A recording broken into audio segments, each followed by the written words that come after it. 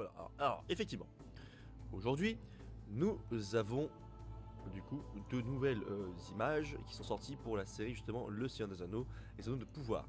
La première image représente un nouveau personnage créé pour la série qui s'appellera du coup Theo. Il faut le prononcer du coup correctement, c'est pas Théo, c'est Theo. Theo. Et qui tient justement une épée qu'on a déjà vue dans les précédentes affiches, donc une épée brisée hein, qu'on a déjà vue avec des runes dessus. Et du coup le personnage de Bronwyn qui représente qui est justement la merci qui est justement l'apothicaire avec qui on sait il va y avoir une sorte d'histoire d'amour entre elle et l'elfe Arondir. C'est quand la bande-annonce pour mai, non? Bah quand j'avais fait la réaction du teaser à l'époque j'avais dit que c'était soit pour avril soit pour mai. Il y a des grandes chances que ce soit pour mai. J'ai fait ma description pour les deux images. Oui, c'est vrai, Gilgalad. Bah, attends, Gilgalad, c'est toi, du coup, Stéphane Thorion, machin. Du coup, je l'ai vu sur le. Si c'est toi, je t'ai vu sur Facebook, oui. Donc, bon. Je me rappelle comment tu vois la chose. Et le savoir des anneaux, toujours actif sur Twitter. Peut-être plus sur YouTube, mais toujours actif sur Twitter. Qui a fait du coup que. Théod veut dire peuple ancien. Peuple en ancien anglais. Donc. Le nom n'est peut-être pas choisi au hasard. Parce que c'est vrai que bon, en termes de milieu, on trouve quand même des noms comme Bert, Tom, William, Prosper, Bill. Comme il dit, c'est peut-être une abréviation comme Sam pour Samwise, Sam Sagas, Sam Gamgee. Bon après comme il dit, je serais choqué de voir un Bruno. Mais voilà, donc, effectivement, il est possible que ce soit surtout un diminutif. J'espère en tout cas. Après, qui va être ce personnage? Parce que ça c'est clairement un jeune, c'est un ado, hein, un humain adolescent, ça se voit carrément, ça se voit quoi. C'est certainement un genre de paysan, je pense. Paysan ou peut-être qu'il a un lien avec aussi les deux chasseurs. Je sais pas si vous vous rappelez du plan dans le teaser où on voit des espèces de chasseurs qui traversent la terre du milieu. Au niveau des vêtements, tout ça, il pourrait peut-être me faire penser à eux, personnellement. Donc peut-être il a peut-être un lien au niveau avec les chasseurs. Après l'épée en question me fait poser des questions parce que du coup c'est quoi cette épée? Qu'est-ce qu'elle représente? Il y avait beaucoup de gens qui avaient imaginé l'idée d'une épée genre de Gurthang, l'épée de Thurin, de Turin tout là-bas, si je me rappelle bien. Grand pas. Non, c'est clairement pas grand pas. Parce que Aragorn, il est au 3ème âge, pas au 2ème. Et bonsoir à toi, Yelni. Pour l'apothicaire, je trouve qu'elle doit être dans le Arondor ou vers Umbar. Alors, on sait que l'apothicaire et Arondir seront dans les terres du sud de la Terre du Milieu. Donc effectivement, au niveau des régions, ça peut très bien être l'Arondor, enfin la future Arondor, et la région d'Umbar. Tout comme ça peut être aussi encore plus au sud des terres du milieu. On parle pas de Bruno, no. On ne parle pas de Bruno, no. Pour Théo, je pense que c'est les tribus Enidweth ou Orkand ou au sud-ouest du Mordor. Bah, il y a beaucoup de choses qu'on peut imaginer effectivement. Après, il a les yeux légèrement plissés, donc techniquement, effectivement, ce serait plutôt un humain originaire de l'extrême est. Donc, c'est possible. Ou alors, vu comment la série a décidé de littéralement, je pense, chier sur l'univers en nous faisant des nains noirs ou des elfes noirs, parce que cahier des charges à la con, ça va être un humain lambda qui va être foutu quelque part. Bon, j'exagère parce qu'au premier âge, il y avait des hommes à la peau noire, des hommes à la peau brune et des hommes de type asiatique qui étaient déjà présents au Beleriand. On pense en Krand ou en Rune, il a les traits. Il a les traits d'un homme de l'Est. Effectivement.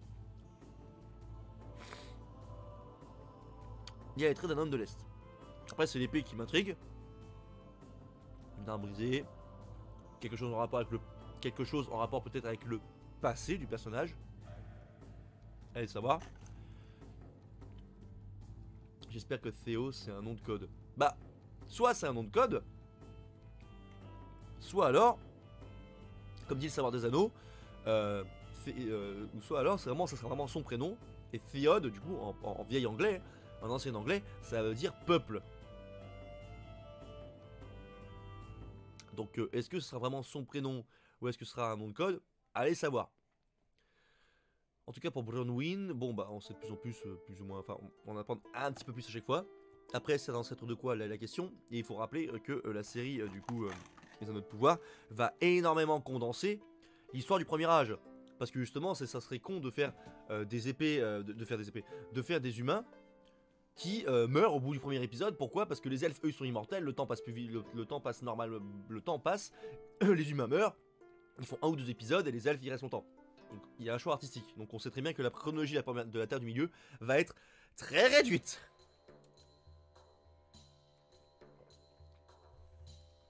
Donc bon, on verra bien.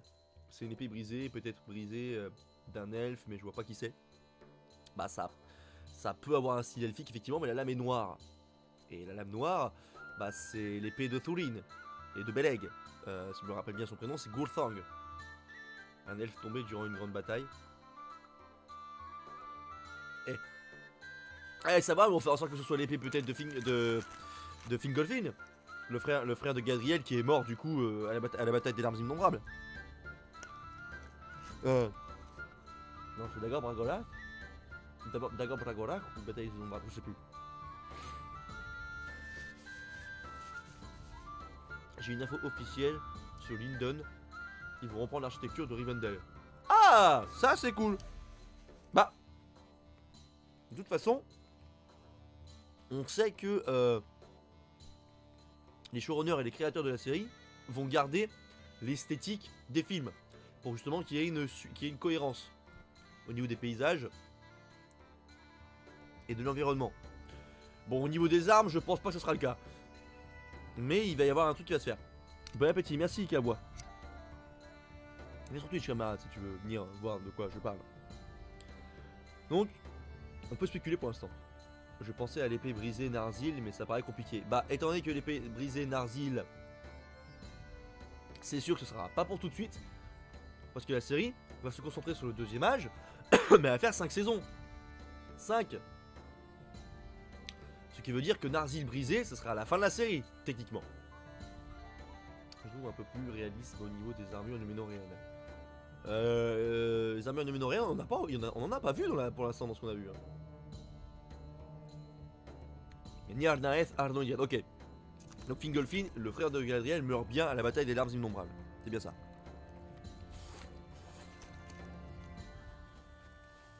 Eh, j'ai de bons souvenirs. Donc, je suis curieux de voir ce que ça va être. En attendant, attendons la bande-annonce qui sortira probablement en mai pour qu'on ait un peu plus d'informations et un peu un synopsis. Enfin, via la bande-annonce. En tout cas, je reste très curieux. La direction photographique, elle, en tout cas, elle est belle. C'est sûr que là, les mecs, ils font un bon travail. Il y a une belle direction photographique. Donc, on verra bien. On verra bien. Et voilà. Étant donné que cette partie-là, je vais la mettre sur YouTube, je vous fais coucou. Et n'hésitez pas à vous abonner pour être au courant des dernières news concernant les images, tout ça, qu'est-ce qui peut sortir. N'hésitez pas à donner votre avis en commentaire. Donnez-moi vos théories, tout ça. Et j'en discuterai avec vous avec plaisir.